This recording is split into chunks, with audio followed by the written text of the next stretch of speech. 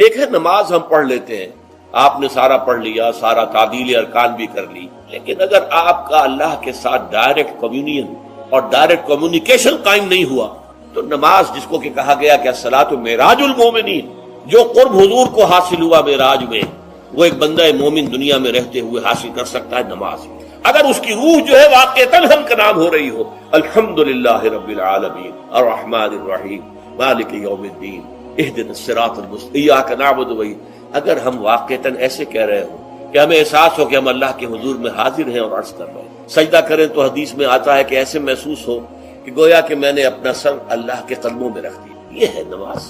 اب جو گفتگو ہو رہی ہے یہ ہم کلامی ہے، الصلاۃ معراج المومنین، اہل ایمان کے حق میں یہ نماز جو ہے یہ معراج کے درجے، لیکن یہ نماز کیسے نصیب ہوگی اگر روح سوئی ہوئی ہے، دبی ہوئی ہے، پسی ہوئی ہے، مزمحل ہے یا مردہ ہے؟ یہ نماز کیسے حاصل ہو؟ چاہے آپ 5 وقت کی نماز پڑھ رہے ہو، چاہے آپ نے ہیبٹ بنا لیا ہو نماز کو، چاہے خوش بھی ہو گیا ہو، لیکن یہ کہ جب تک وہ روح بیدار نہ ہو، جب تک ہم کلامی نہ ہو، افلاق سے آتا ہے نالوں کا جواب آخر، اٹھتے ہیں حجاب آخر، کرتے ہیں خطاب آخر، جب تک یہ نہ ہو، جیسے کہ میں ایک حدیث قدسی انشاءاللہ آج سناؤں گا سورہ فاتحہ کے ضمن میں، کہ اللہ تعالیٰ کے سامنے جب کھڑا ہو کر انسان جب کہتا ہے انی وجہت وجہی للذی فطر السماوات والارض حنیفا، دائیں بائیں سے بالکل اپنا تعلق کاٹ کر میں نے اپنا رخ کر لیا ہے اس اللہ کی طرف جس نے آسمانوں اور زمین کو پیدا ہے۔ اب یہ توجہ وجہ تو اگر یہ تو ہے چہرہ تو ہم نے کر دیا خانہ کعبہ کی طرف،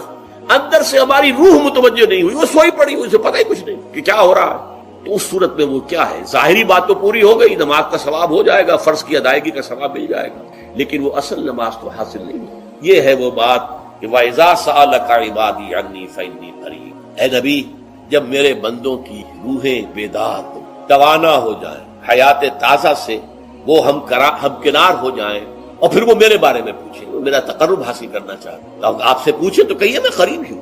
اجیب دعوت الداعی اذا دعان، یہ ہے وہ دعا، میں ہر پکارنے والے کی پکار، ہر دعا کرنے والے کی دعا کو سنتا ہوں، قبول کرتا ہوں، جواب دیتا ہوں جہاں کہیں بھی مجھے پکارے۔ اذا دعان، اس میں در حقیقت وہ مفہوم آ گیا ہے where and then wherever، آپ اپنے گھر میں ہو کر پکارے اللہ کو، آپ بستر پر لیٹے ہوئے پکارے اللہ، الذین یذکرون اللہ قیاما وقعودا وعلی جنوبہم، ہاں ٹھیک ہے، بعض مقامات بعض اوقات قبول دعا کے لیے زیادہ سازگار ہے، حرم میں جا کر دعا مانگی جائے، اور منا میں عرفات میں خاص طور پر، جبل رحمت پر خاص طور پر، ملتزم جو ہے کعبے کا اس پر خاص طور پر، وہ ایام بھی ہیں خاص، لیکن یہ نہیں ہے کہ بقیہ دنوں میں آپ کے اور اللہ کے درمیان کو بڑا فاصلہ ہے۔ یہ سارا دنیا میں مشرکانہ نظاموں نے تصور پیدا کیا، اللہ تو دور ہے دور ہے دور ہے دور ہے، پاک ہے پاک ہے پاک، تم ناپاک ہو ناپاک ہو ناپاک ہو، اور تم تو بڑی پستی میں پڑے ہو، تم اللہ سے براہ راست ہم کلام نہیں ہو، کوئی درمیانی چاہیے، کوئی لنکس چاہیے، کوئی پجاری ہوگا، کوئی پروہت ہوگا، کوئی پنڈت ہوگا، کوئی پیر ہوگا، کوئی پادری ہوگا، کوئی پوپ ہوگا، اس کے ذریعے سے تم اللہ سے ہم کلام ہو، خود نہیں۔ اور جب ذریعے بیچ میں آ گئے تو ان کی مٹھی گرم کرو، ان کی چاپلوسی کرو، ان کو بھی جو ہے چادریں چڑھاؤ، ان کو نذرانے پیش کرو۔ یہ ہے بدترین ایکسپلائٹیشن جو مذہب کے ذریعے سے نوع انسانی کی ہوئی۔ یہ 2 ایکسپلائٹیشن دنیا میں ہوئی ہے تاریخ انسانی میں، ایک بادشاہوں کی طرف سے خراج دو ہمیں، محنت تم کرو گے کھیت میں، آدھا حصہ ہمارے پاس آئے گا، ہم عیش کریں گے، ہم سٹینڈنگ آرمیز رکھیں گے تاکہ ذرا تم بغاوت کرو تو تمہارا سر کچل دیا جائے۔ یہ ایکسپلائٹیشن بدترین، مانگنے والا گدا ہے، صدقہ مانگے یا خراج۔ دوسری طرف ہم بادشاہ ہیں، ہم چندر بنسی سورج بنسی خاندان ہیں، ہم راجپوت ہیں، حکومت کرنا ہمارا حق ہے۔ اور یہ پنڈت پروہت جو ہے وہ بھی کہیں گے کہ ٹھیک ہے، نصف لی و نصف لک وہذا قوم جاہلون، یہ عوام جو ہے ان کا خون چوسو، ہمیں یہ نذرانے پیش کریں، بتوں کو آ کے چڑھائیں اور تمہیں خراج دیں اور ٹیکس دیں۔ They are to be exploited, exploit ہو۔ اسلام نے آ کر دونوں کا خاتمہ کیا، کوئی ملوکیت نہیں۔ زکوٰۃ ہے تو غربا کے لیے، بادشاہ کے لیے نہیں ہے، یہ تو غربا کے لیے، لہذا کوئی ٹیکس نہیں۔ نمبر 2، اللہ سے ہم کلام ہونے کے لیے کسی دربان، کسی جو ہے پہرے دار کی مٹھی گرم کرنے کی ضرورت نہیں، جب چاہو ہم کلام ہو جاؤ۔ دل کے آئینے میں ہے تصویر یار، جب ذرا گردن جھکائی دیکھ لی۔ یہ تو تم ہماری طرف متوجہ نہیں ہوتے، ہم تو ہر وقت کہتے ہیں، ہر شب کو آخری لمحات جو ہیں، آخری جو گھنٹے ہیں رات کے، سمائے دنیا تک ہم نزول فرما لیتے ہیں تمہارے لیے، اور پکارنے والا پکارتا ہے حل من مستغفر فاغفر له، ہے کوئی استغفار کرنے والا کہ میں اسے بخش دوں؟ حل من سائل فاعطیہ، ہے کوئی مانگنے والا کہ میں اسے عطا کروں؟ تم ہی سوئے رہتے ہو، الٹا غفیر رہتے ہو، تمہیں ہماری طرف توجہ نہیں ہے۔ اگر ہماری طرف متوجہ ہو جاؤ تو جیسے کہ اقبال نے کہا کہ میرے لیے یہ دربان جو ہے پیران کلیسا کو کلیسا سے اٹھا دو، کیوں خالق و مخلوق میں حائل رہے پر، جیسے میں نے اس کو چھوا اور مجھے معلوم ہوا کہ ایک سخت خطا ہے یہاں پر ہے، یہ پرسپشن ہے میری، کنسپشن کچھ اور ہے، تصور ذہن کے اندر نقشہ بن گیا۔ خدا کا تصور ہم قائم نہیں کر سکتے، لیکن خدا کے ساتھ ہمارا جو باطنی رشتہ ہے کہ اندر محسوس ہوتا ہے کہ ہے، جس کی مثال بھی میں نے دی تھی، بعض حضرات کے شاید علم میں نہ ہو، کہ جیسے میں اس وقت اس دیوار کو دیکھ رہا ہوں تو ایک تصور میرے ذہن میں قائم ہوا، دیوار اتنی لمبی ہے، اتنی چوڑی ہے، اتنی اونچی ہے، یہ دیوار جو ہے سفید رنگ اس پر ہوا ہے، میں نے ایک تصور قائم کر لیا۔ فرض کیجئے کہ میں اندھا ہوں، میں نہیں دیکھ سکتا، میں جاتا ہوں اور ہاتھ لگا کر دیکھتا ہوں دیوار ہے، کتنی لمبی ہے مجھے نہیں پتا، اس لیے کہ وہ کانسیپٹ تو صرف میرے اس ٹچ سے نہیں ہو گیا، یہ تو ایک یک رخا، ایک ون سائیڈڈ میرا اس وقت ایک پرسپشن ہے، لیکن ہے، یہ میں جس زور سے کہوں گا ہے، دیوار ہے، تو ذات باری تعالیٰ کے لیے بس انسان کے پاس یہی ہے کہ ہے، دور بینان بارگاہ الست جس پہ این بردان کہ ہست، بس یہ ہست ہے، باقی کیا ہے کیسا ہے یہ ویسے تو ہم بہرحال مسلمان ہونے کے ناطے اللہ کو ہم مانتے ہیں اسماء و صفات کے ساتھ، تو ہم اس کی صفات کو مانتے ہیں، لیکن تجزیہ کیجئے تو صفات کے بارے میں بھی ہمیں کیا پتا ہے؟ اللہ دیکھتا ہے، کیسے دیکھتا ہے یہ تو نہیں پتا، کتنا دیکھتا ہے یہ بھی ہمیں نہیں پتا، یعنی اس کی بھی اصل حقیقت جو ہے دیکھنے کی وہ تو ہمیں نہیں معلوم۔ اللہ کی کوئی ایسی آنکھیں تو نہیں جس سے وہ دیکھتا ہو، ہمارا دیکھنا تو روشنی کا محتاج ہے، روشنی ہو تو ہم دیکھ سکیں گے، کیا اللہ کا دیکھنا بھی کسی شے کا محتاج ہے؟ قطعاً نہیں۔ تو ہم تصور کیجئے اللہ کا دیکھنا کیا ہے، کچھ نہیں معلوم، ہمیں یہ معلوم ہے وہ دیکھتا ہے، ہمیں یہ معلوم ہے علی کل شیء قدیر، قدرت کتنی ہے اس کی، قدرت کی شان کیا ہے، کیا معلوم ہے؟ تو معلوم یہ ہوا کہ صفات کے بارے میں بھی تجزیہ کریں تو ہمارے ہاتھ پلے ہے کیا، وہ سوائے اس کے کہ ہم ایک صفت اس کی ایک مبہم کیفیت کو جانتے ہیں، وہ سمیع ہے، وہ بصیر ہے، وہ خبیر ہے، وہ قدیر ہے، وہ الحی ہے، وہ القیوم ہے، لیکن اس کی زندگی، ہمارا تو زندگی کا تصور اعلیٰ ترین زندگی تو ہمارے پاس ہے مخلوقات میں سے، اس زندگی کے ساتھ 100 طرح کی لیمیٹیشنز ہیں، 100 طرح کی مجبوریاں ہیں، لیکن یہ کہ کیا اللہ تعالیٰ کی زندگی بھی اس زندگی پر قیاس کی جا سکتی ہے؟ معاذ اللہ۔ تو معلوم یہ ہوا کہ اللہ تعالیٰ کی ذات کے بارے میں تحیر کے سوا کچھ نہیں۔ تیسرا ہے تصور جو سب سے بلند ہے، وہ محبوب حقیقی مطلوب اصلی، لا مطلوب الا اللہ لا مقصود الا اللہ۔ ایک چوتھا تصور ہے وہ میں بعد میں عرض کروں۔ بہرحال قل هو اللہ احد، اب یہاں لفظ احد پر آئیے، اس لفظ کو بھی نوٹ کیجئے۔ ویسے تو عام خیال یہ ہے کہ یہ وحد ان کی بدلی ہوئی شکل ہے، چنانچہ عام رائے یہ ہے کہ احد اور واحد ہم معنی ہیں۔ اکثر مفسرین نے اردو میں جو ترجمے کیے مترجمین نے، وہ کہو اللہ، وہ اللہ ایک ہے، اگرچہ اس پر خاصا اعتراض وارد ہوتا ہے، وہ بھی اللہ کو ایک مانتے تھے، صرف اس کے ساتھ کسی اور کو ایڈ کر لیا تھا، اس اللہ کو تو دو نہیں مانتے تھے، وہ جو بڑا اللہ تھا وہ تو ان کے نزدیک بھی ایک ہی تھا، اور ایک تو ہر شے ایک ہوتی ہے، جو معبود ہے 10 تو ان میں سے بھی ہر ایک اپنی جگہ پر تو ایک ہے، ایک کمپوز ایک اس کا وجود ہے، لیکن بہرحال چونکہ اکثر و بیشتر رائے یہ ہے کہ احد اور واحد تقریباً ہم مانی ہے، ترجمہ کیا گیا کہہ دو وہ اللہ ایک ہے، اور یہ کہ واحد ہی کی بدلی ہوئی شکل احد ہے، یہ تو ہے تقریباً بالعموم جو رائے ہے، لیکن میرے علم میں آج ہی یہ بات آئی ہے اور وہ میں آپ پر بھی منتقل کر رہا ہوں۔ امام راغب اصفہانی، ظاہر بات ہے لغت کے تو بہت بڑے امام ہیں، اور مفردات القرآن پر ان کی کتاب جو ہے مارکت الدارا ہے مشہور، انہوں نے اسے علیحدہ مادہ قرار دیا ہے۔ احد ان کو الف ہا دال علیحدہ لائے، شروع میں الف کی تختی میں لائے، واحد ان کے ساتھ شامل نہیں کیا، معلوم ہوا کہ یہ ایک اپنی جگہ پر ایک مستقل مادہ ہے ان کے نزدیک، یہ واحد سے اس کا تعلق نہیں بلکہ احد اپنی جگہ پر ایک مستقل علیحدہ مادہ ہے، اور اسی اعتبار سے انہوں نے اسے واحد سے علیحدہ کر کے الف کی تختی کے اندر لیا ہے۔ اب اس کا جہاں تک استعمالات ہیں اس میں بھی اتفاق ہے، 3 اس کے استعمالات ہیں۔ سب سے زیادہ استعمال اس لفظ کا ہوتا ہے نفی مطلق کے لیے، کمرے میں کوئی نہیں ہے، ایک بھی نہیں ہے، جب یہ کہنا ہو تو احد کا لفظ آئے گا، معافی احد، کوئی نہیں ہے، ایک بھی نہیں، اکیلا۔ اسی معنی میں قرآن مجید میں یہ لفظ بہت مرتبہ آیا ہے، خاص طور پر آپ سورہ کہف کو اگر دیکھیں گے، لا یشرک فی حکمہ احدا، اللہ اپنے حکم اور اپنے اختیار میں کسی کو نہیں شریک کرتا، کسی ایک کو بھی نہیں کرتا. یعنی یہ نفی میں مبالغے کے لیے یہ لفظ استعمال ہوتا ہے. اور سورت ختم بھی ہوئی ہے فَمَنْ كَانَ يَرْجُو لِقَاءَ رَبِّهِ فَلْيَعْمَلْ عَمَلًا صَالِحًا وَلَا يُشْرِكْ بِعِبَادَةِ رَبِّهِ أَحَدًا. احد کا اکثر و بیشتر استعمال عربی زبان میں نفی مطلق، کوئی نہیں، کوئی بھی نہیں، ایک بھی نہیں، جب اس کو کہنا ہو تو لفظ احد سے کا سہارا لیا جاتا ہے. یا پھر یہ لفظ آتا ہے مضاف یا مضاف الیہ ہو کر، جیسے عشرات کے ساتھ آئے گا احد عشرہ کوكبا یا احد وعشرون جمع کر کے، یہ گنتی کے ساتھ یہ مضاف ہو رہا ہے. اور یا یہ کہ جیسے کہ مضاف الیہ ہوتا ہے فاما احدکما فیسقی ربہ خبرا. حضرت یوسف علیہ السلام نے فرمایا تھا ان دو نوجوان جو داخل ہوئے تھے جیل میں ان کے ساتھ، انہوں نے اپنے اپنے خواب بیان کیے، تم میں سے، تم دو میں سے ایک، احدکم، جیسے کہ حدیث میں آتا ہے لا یؤمن احدکم حتی یحب لنفسہ حتی یحب لاخیہ ما یحب لنفسہ، یا لا یؤمن احدکم حتی یکون ہواہ طبعا لما جئت بہ، یا یہ کہ لا یؤمن احدکم حتی اکون احب الیہ من والدہ وولدہ والناس اجمعین. اب یہ تین احادیث آ گئی زبان پر. تو احدکم یہ گویا کہ مضاف ہو کر آ رہا ہے. اس طریقے سے یہ لفظ مضاف ہو کر یا مضاف الیہ ہو کر استعمال ہوتا ہے. صرف قرآن مجید میں یہ لفظ ذات باری تعالیٰ کے لیے علیحدہ سے مستقل ایک صفت کے طور پر آیا ہے قل هو اللہ احد.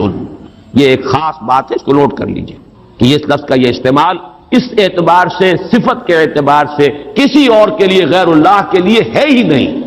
قل هو اللہ احد، یہ اس یہاں پر آ رہا ہے ایک مستقل صفت علیحدہ، لیکن یہ صرف اللہ کے ساتھ. اب یہاں میں عرض کروں گا کہ میں اس کا ترجمہ جو میں نے آپ کو گنوائے ہیں مولانا فراہی نے کیا ہے بے ہما. قل هو اللہ احد اللہ الصمد، کہہ دو اللہ بے ہما ہے، اللہ باہما ہے. اصلاحی صاحب ان کے شاگرد ہیں، انہوں نے ترجمہ کر دیا ہے بے ہما کا ترجمہ کہہ دو اللہ سب سے الگ ہے اور اللہ سب کے ساتھ ہے. صمد اللہ سب کے ساتھ ہے، باہما اور احد بے ہما اللہ سب سے الگ ہے. عام طور پر اردو مترجمین، شیخ الہند کو بھی میں نے دیکھا، مولانا اشرف علی تھانوی رحمہم اللہ دونوں کو دیکھا، کہہ دو اللہ ایک ہے. لیکن یہ کہ بہرحال میرا مزاج، میرا ذوق اس ترجمے کو قبول نہیں کرتا. واحد اور ہے، احد اور ہے، یہ شان ہی علیحدہ ہے. اس لفظ کو واحد کے بالکل برابر کر دینا کم سے کم میرا ذوق اسے قبول نہیں کرتا. ویسے قرآن میں وہ لفظ بھی آیا اللہ کے لیے الواحد القہار، للہ الواحد القہار، واحد ہے، الواحد ہے. لیکن احد یہ شے ہی اور ہے. بہت قریب گئے ہیں مولانا مودودی، وہ لفظ لائے ہیں کہہ دو اللہ یکتا. یکتا کا لفظ میرے نزدیک بہت قریب کی تعبیر ہے، لیکن میں اس کو ایک خاص، میرا چونکہ اپنی ایک رائے ہے اس کے اعتبار سے اس کا میں ترجمہ کر رہا ہوں کہہ دو اللہ اکیلا ہے. اکیلا وہ ہے جس کے ساتھ کوئی نہیں. اکیلا کس اعتبار سے؟ یہ ہے اصل میں وہ نقطہ. اللہ ایک تو اس اعتبار سے اکیلا ہے کہ وہ صرف ایک اکیلا واحد معبود ہے اور کوئی معبود اس کے ساتھ نہیں. سورہ کافرون کے ساتھ جب آپ جوڑیں گے تو یہ تصور نمایاں ہو کر سامنے آئے گا. میرا اللہ وہ اللہ ہے جو اکیلا ہے، اس کے ساتھ کوئی اور الہ نہیں ہے. لا الہ الا اللہ، اللہ کے سوا کوئی معبود نہیں. یہ در حقیقت مفہوم بنا قل هو اللہ احد. بات وہی ہے جو لا الہ الا اللہ میں کہی گئی ہے، لیکن یہ کہ یہاں پہ اسلوب بدل گیا قل هو اللہ احد. وہ اکیلا ہے، کوئی اس کے ساتھ نہیں. لیکن اسی کا ایک انتہائی بلند مقام ہے. مقام وہ خطرناک ہے، عام لوگوں کی ذہن سے ذرا بلند تر، اسی لیے عوام اس کے بارے میں مغالطوں میں مبتلا ہوتے ہیں. اور آج کل کا ہمارا ایک بہت بڑا طبقہ کیونکہ زیر اثر ہے کچھ ایسے مفکرین کے کہ جن کا ذوق وہ نہیں تھا جو اس سطح کا ہو جو میں ابھی عرض کر رہا ہوں، لہذا وہ اسے شرک سے بھی تعبیر کر بیٹھتے ہیں. اور وہ ہے توحید وجودی. وہ اکیلا ہے، اکیلا ہی مانی کہ وجود حقیقی صرف اس کا. یہ توحید وجودی جس کو میں تفصیل سے بیان کر چکا ہوں سورہ حدید میں، هو الاول والآخر والظاہر والباطن، وہی پہلا، وہی آخر، وہی ظاہر، وہی باطن، وہی وہ، اور کوئی ہے ہی نہیں. جو نظر آ رہے ہیں حقیقت میں نہیں ہے. کل ما فی الکون وہم او خیال او عکوس فی المرایا او ظلال. کل جو کچھ نظر آتا ہے موجودات میں یہ وہم ہے یا خیال ہے، یا جیسے شیشے میں عکس نظر آتا ہے. آپ ادھر کھڑے ہیں ادھر بھی نظر آ رہے ہیں، وہاں تو کوئی نہیں ہے. ادھر ہے جو ہے، وہ جو کوئی نہیں ہے وہاں، نظر تو آ رہا ہے. اور قصر فی المرایا اور ظلال، یا سایہ ہے، درخت کی شاخ اوپر ہے، سایہ نیچے پڑ رہا ہے، سایہ کا کوئی وجود نہیں، لیکن نظر تو آ رہا ہے. جس کو کہ حضرت مجدد الفسانی نے فرمایا کہ یہ اصل خدا بندی است کہ معدوم را موجود می نمائند، یہ معدوم ہے کائنات، حقیقت میں موجود نہیں ہے، لیکن اس کو اللہ تعالیٰ نے موجود کر کے دکھا دیا ہے، نظر آ رہا ہے. یا جیسے وہ آتشی دائرے کی مثال میں نے دی ہے بارہا، یہ حضرت مجدد کی دی ہوئی مثال ہے کہ اگر آپ ایک قندیل لے لیں، لکڑی ہے ایک لمبی، اس کے ایک سرے کے اوپر آپ نے کپڑا باندھا، تیل ڈال دیا، مٹی کا آگ لگا دی، یہ شعلہ جوالا ہے. اب اس لکڑی کو تیزی کے ساتھ دائرے میں حرکت دیجئے، دیکھنے والوں کو آتشی دائرہ نظر آئے گا، جبکہ آتشی دائرے کا کوئی وجود نہیں. وجود آپ کو معلوم ہے صرف اس ایک نقطے کا ہے، وہ ایک شعلہ جوالا ہے حقیقی. یہ دائرہ جو نظر آ رہا ہے، نظر آ رہا ہے، ہر چند کہے کہ ہے، نہیں ہے، اس کا وجود کوئی نہیں، نظر تو آ رہا. تو اپیئرنس اینڈ ریئلٹی، یہ بڑی مارکت الارا کتاب ہے فلسفے کی. یہ در حقیقت جو کچھ نظر آ رہا ہے یہ ایک سراب ہے، حقیقت یہ نہیں ہے. حقیقی وجود صرف اللہ. اس کو میں یعنی وجود کے اعتبار سے توحید وجودی، یعنی میں نے جو ابھی گنوایا تھا، لا معبود الا اللہ، لا مطلوب الا اللہ، لا مقصود الا اللہ، لا محبوب الا اللہ، لا موجود الا اللہ، یہ وہ توحید وجودی ہے. شاہ ولی اللہ دہلوی رحمۃ اللہ علیہ فرماتے ہیں کہ یہ ہے توحید کی بلند ترین منزل، اور یہاں آ کر وحدت الوجود اور وحدت الشہود ایک ہو جاتے ہیں، ان میں کوئی فرق نہیں، تعبیر کا فرق. چونکہ میری یہ رائے ہے، لیکن یہ فلسفے کا مسئلہ ہے، میں اس کو بیان نہیں کرنا چاہتا. قرآن مجید میں یہ مسئلہ یا سورہ حدید کی اس آیت میں آیا ہے، قرآن سے باہر سے بات نہیں کر رہا ہوں. لیکن یہ کہ ہر شخص کے ذوق کی چیز نہیں ہے، ہر شخص کا یہ نہ مزاج ہے، نہ ذوق ہے، نہ اس میں استعداد ہے، نہ صلاحیت ہے کہ ان مسائل پر غور کرے. تو میں یہ نہیں چاہتا کہ لازماً آپ میری اس رائے سے اتفاق کریں، لیکن یہ میں ضرور چاہتا ہوں کہ اگر سوء ظن ہے آپ کے دل میں کہ جو لوگ اس بات کو مانتے ہیں وہ مشرک ہو گئے، اس کو ذہن سے نکال دیجئے.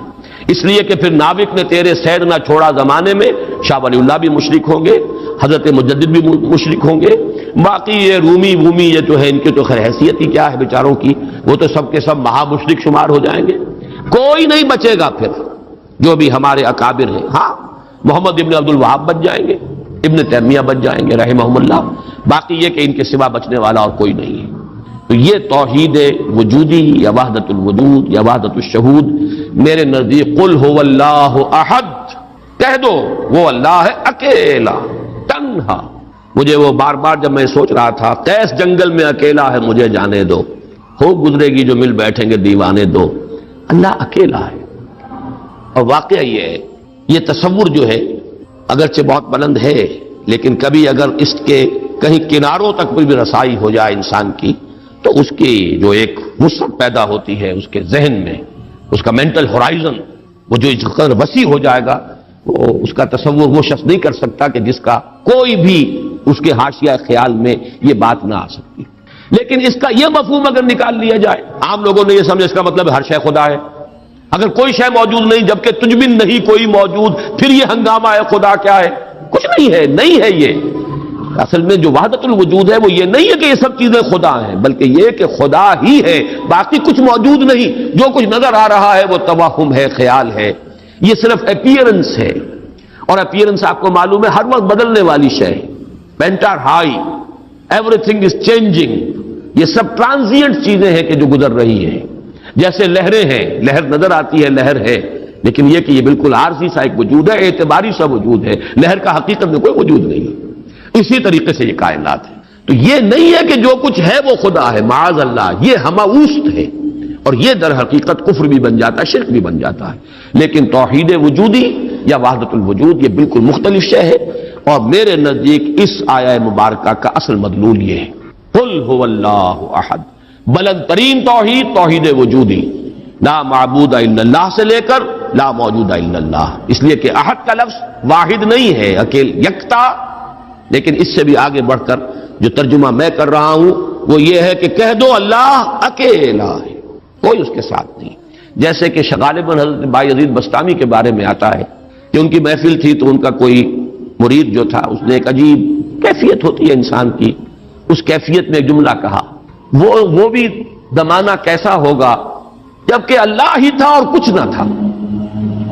اب ایک تصور ہے، اب تو کائنات ہے، یہ ہے، آسمان ہے، زمین ہے، ستارے ہیں، سیارے ہیں، سب کچھ ہے۔ وہ بھی زمانہ ہوگا جبکہ اللہ ہی تھا اور کچھ نہ تھا۔ تو وہ بایزید بستانی ہے، جو دوسرے بزرگ کوئی ہو سکتے ہیں، اگر مجھے نام کا اس وقت مغالطہ ہو رہا ہو، انہوں نے اسی کیف کے عالم میں جواب دیا، الان کما کان، میرے عزیز اب بھی ایسا ہی ہے، اللہ ہی ہے اور کچھ نہیں ہے، جیسے پہلے تھا جس کا تم تصور کر رہے ہو، اب بھی حقیقت میں وہی۔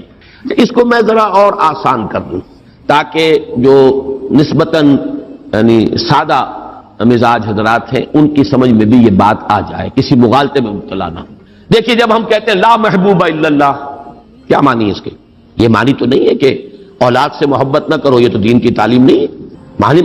معنی کیا ہے؟ ساری محبتوں سے بالا تر محبوب حقیقی صرف اللہ ہو جائے۔ لا محبوب الا اللہ کا مطلب یہ ہے، یہ نہیں کہ آپ کاٹ دیجیے محبت ہر ایک کی۔ اولاد سے محبت کرو، شوہر بیوی سے محبت کرے، بیوی شوہر سے محبت کرے، وطن سے محبت کرو، بلکہ اتنی خوشخبریاں ہیں، وجبت محبتی للمتحابین فیہ، میری محبت واجب ہو گئی ان کے لیے جو میرے لیے ایک دوسرے سے محبت کرے۔ تو ایک مسلمان سے محبت کرتا ہے، ایک مومن سے محبت کرتا ہے، ایک مجاہد دوسرے مجاہد سے محبت کرتا ہے، یہ محبت تو مطلوب ہے۔ لا محبوب الا اللہ کا مطلب یہ نہیں ہے کہ ساری محبتوں کی نفی ہو گئی۔ اسی طرح جب ہم کہتے ہیں لا موجود الا اللہ، اس کا مطلب یہ نہیں کہ تمام موجودات کی نفی ہو گئی، بلکہ یہ کہ وجود حقیقی صرف اللہ کا ہے۔ یہ اعتباری وجود ہے جن کی کوئی حقیقت نہیں ہے، یہ دائمی وجود، مستقل وجود، وہ وجود جو از خود ہے، باخود ہے، خود بخود ہے، جسے کسی نے وجود نہیں عطا کیا، جس کا وجود ایسا نہیں ہے کہ کبھی شروع ہوا اور کبھی ختم ہو جائے، وہ وجود حقیقی صرف اللہ کا۔ اب اس میں تو کوئی اشکال نہیں رہے گا۔ اس معنی میں اگر کہا جائے لا موجود الا اللہ تو ہر شخص کہے گا۔ اس کی ایک اور مثال میں آپ کو دے دوں، دعا استخارہ میں حضور فرماتے ہیں فَإِنَّكَ تَعْلَمُ وَلَا أَعْلَمُ وَتَقْدِرُ وَلَا أَقْدِرُ، اے اللہ میں تجھی سے استخارہ کر رہا ہوں، انی استخیرک بعلمک واستقدرک بقدرتک واسألک من فضلک العظیم فإنک تقدر ولا اقدر وتعلم ولا اعلم، تو جانتا ہے میں نہیں جانتا، تو قدرت رکھتا ہے مجھے کوئی قدرت حاصل نہیں۔ تو کیا کوئی قدرت حاصل نہیں تھی حضور کو؟ کیا کچھ علم حاصل نہیں تھا حضور کو؟ یہ بمقابلہ علم خداوندی، بمقابلہ قدرت خداوندی کل موجودات کی قدرت اور ان کی نفی مطلق ہو جائے گی، کوئی علم نہیں۔ یہی بات یہاں کہہ لیجیے، کوئی وجود نہیں ہے، وجود حقیقی صرف اللہ۔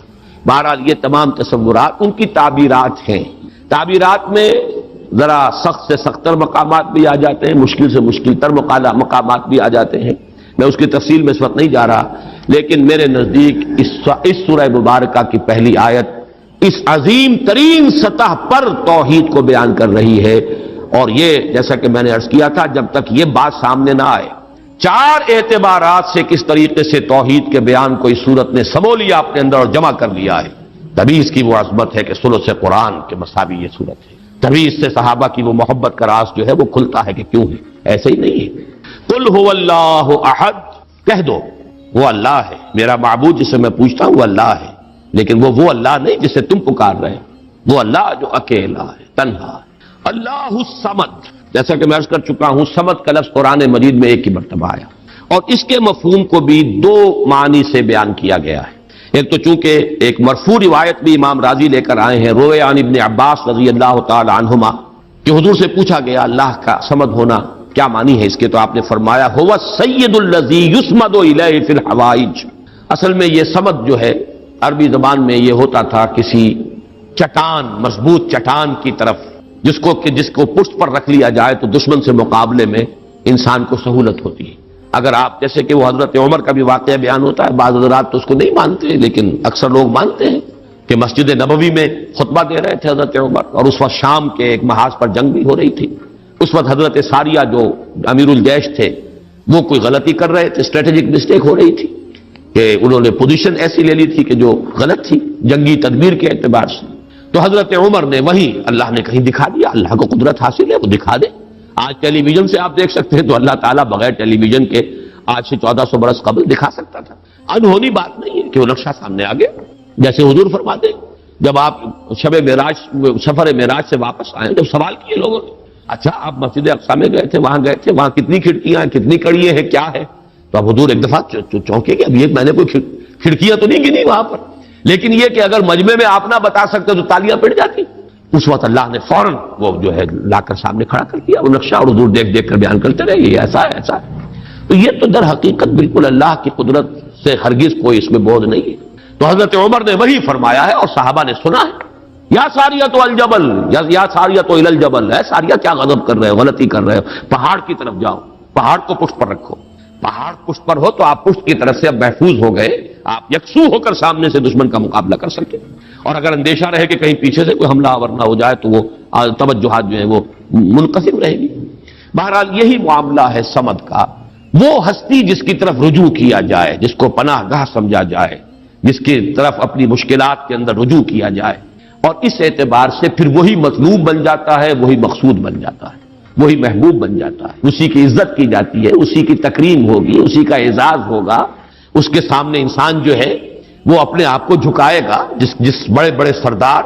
تو یہ سمد جو ہے اس معنی میں، اور ایک سمد وہ شے ہے جس کو کھوکھلی نہ ہو، لا جوف لہو، بہت مضبوط اپنی جگہ پر توانا چٹان۔ ایک تو وہ چٹان ہے جو کھوکھلی ہے، لیکن یہ کہ ایک چٹان وہ ہے جو مضبوط اور بالکل سالڈ چٹان۔ ان دونوں اعتبارات سے اللہ الصمد کا ترجمہ اب مولانا فراہی، مولانا اصلاحی صاحب کا تو یہ ہوا کہ اللہ تعالی با ہما ہے، ذات میں بے ہما، کسی سے اس کا کوئی تعلق نہیں، یکتا بلکہ اکیلا۔ لیکن یہ نہیں ہے کہ مخلوق سے منقطع ہے، مر گئے ہم انہیں خبر نہ ہوئی، یا یہ ہے کہ مخلوق کی دعائیں نہ سنتا ہو، مخلوق کی حاجت روائی نہ کرتا ہو، نہیں، سب کا ملجا وہی ہے، سب کا ماوا وہی ہے، سب کے لیے پناہ گاہ وہی ہے، سب کی حاجت روائی کرنے والا وہی ہے۔ تو وہ اللہ صمد ہے۔ یہ دو احد اور صمد جو ہے اس نے جڑ کر اصل میں اسی طریقے سے ایک تصور کو مکمل کیا ہے، جیسا کہ آیت الکرسی میں اللہ لا الہ الا ہو الحی القیوم، الحی اور القیوم، الحی از خود زندہ، زندہ جاوید، اور قیوم باقی پوری کائنات کو تھامے ہوئے، سنبھالے ہوئے، پوری موجودات کا یہ سارا سلسلہ یہ محتاج ہے اللہ کا۔ اس کی میں نے پہلے بیان کی ہے، بہترین تمثیل وہ ہے جو مولانا مناظر حسن گیلانی رحمۃ اللہ علیہ نے دی ہے، ربط الحادث بالقدیم کی مثال۔ اللہ کی ذات اور اس کائنات کے درمیان ربط اور تعلق کیا ہے؟ انہوں نے مثال دی ہے کہ آپ اپنے ذہن میں نقشہ قائم کیجئے، تاج محل کا نقشہ، جس نے تاج محل دیکھا ہو، چلیے آپ نے مینار پاکستان دیکھا، مینار پاکستان کا تصور کیجئے، ذہن میں نقشہ قائم کیجئے۔ یہ ذہن میں جو نقشہ قائم ہوا ہے، آپ اس کے اوپر بھی ہیں، باہر بھی ہیں، اندر بھی ہیں، پیچھے بھی ہیں، نیچے بھی ہیں، آپ ہی آپ ہیں، وہ تو اس کا وجود ہی کوئی نہیں، لیکن ہے ذہن کے اندر ایک تصور قائم ہے اس وقت، اور یہ تصور اسی وقت تک قائم رہے گا جب تک کہ آپ کے ذہن کا ارتکاز ہے، توجہ اس پر ہے، توجہ ہٹی نہیں کہ اس کا کوئی وجود ہے ہی نہیں، وجود ختم۔ بالکل یہی معاملہ اس کائنات کا، یہ سارا سلسلہ اس کا قیوم اللہ ہے، تھامے ہوئے ہیں، اسی کی توجہ، اسی کی عنایت، اسی کی ربوبیت، اسی کی خبرگیری، اسی کی تدبیر، یہ سب اس کو تھامے ہوئے۔ تو اپنی ذات میں الحی، کائنات کے لیے القیوم، اسی طرح اپنی ذات میں الاحد، اکیلا، تنہا، بے ہما، اور پوری کائنات اور جملہ موجودات کے لیے الصمد، اسی کی طرف رجوع، اسی کی طرف توجہ، وہی مطلوب، وہی مقصود، وہی محبوب، وہی حاجت روا، وہی مشکل کشا۔ اس اعتبار سے اس میں توحید عملی، اسی سے مانگو، اسی سے پناہ طلب کرو، اسی کی طرف توجہ کرو، انی وجہت وجہی للذی فطر السماوات والارض، اسی سے لو لگاؤ، اسی سے حاجت روائی کے لیے سوال کرو، اسی کے سامنے مشکلات پیش کرو، یہ تب جو ہے پھر اسی کی عبادت کرو، اسی کی اطاعت کرو، اسی کی بندگی کرو، اسی کی توقیر کرو، اسی کی تعظیم کرو۔ یہ تمام چیزیں کہ جو عمل میں آ جائیں گی، وہ توحید وجودی، یہ توحید عملی۔ قل هو اللہ احد اللہ الصمد۔